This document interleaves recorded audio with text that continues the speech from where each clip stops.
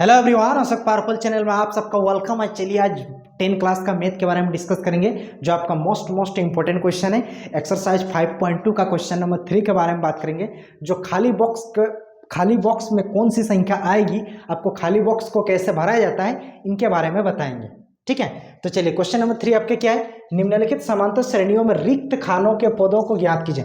मतलब जो रिक्त खाना है, जो खाली जगह है, उस खाली जगह में कौन सा पद आएगा, कौन सा टर्म आएगा, उस टर्म आपको बताना है। ठीक है, जैसे 1 नंबर वाला क्वेश्चन में 2 कॉमा बॉक्स यानी खाली जगह कॉमा आपका कितना दिया 26।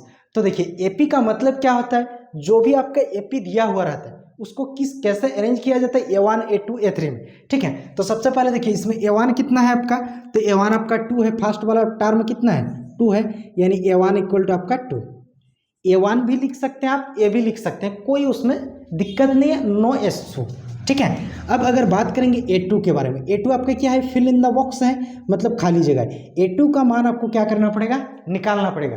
और A3 का बात करेंगे तो आपका कितना दिया है, A3 का अगर बात करेंगे तो A3 आपका दिया है 26। S3 आपका कितना दिया है 26। यानी ये किस प्रकार है, A1 A2 A3। A1 आपका 2 है, A2 आपका खाली बॉक्स है, A3 आपका 26 है। अब देखिए इन दोनों की सहायता से A1 यानी A और A3 की सहायता से आपको A2 का मान निकालना पड़ेगा।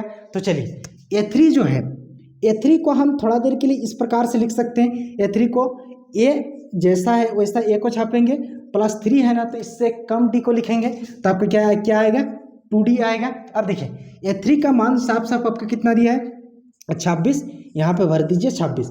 A का वैल्यू कितना है 2, यानी A1 बोलिए या फिर A बोलिए, एक ही चीज़ है।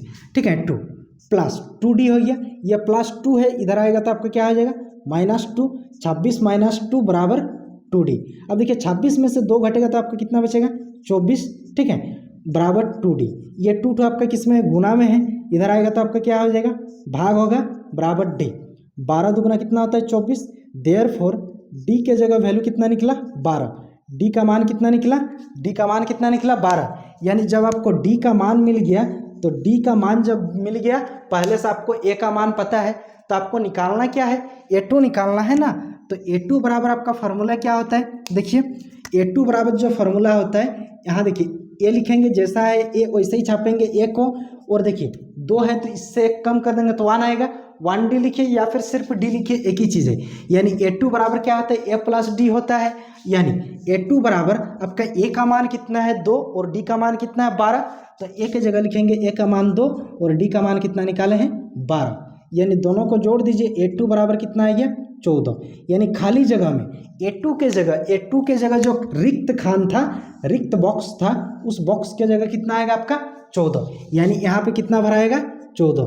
तो आई होप हमको लग रहा है कि आप इस आंसर का क्वेश्चन समझ गए होंगे। अगर आप इसका स्क्रीनशॉट लेना चाहते हैं तो ले लीजिए, अदरवाइज हम इसका PDF बना के डिस्क्रिप्शन के लिंक में डाल दूंगा, वहाँ से भी आप इसको आसानी से डाउनलोड कर सकते हैं। थैंक यू, जय हिंद।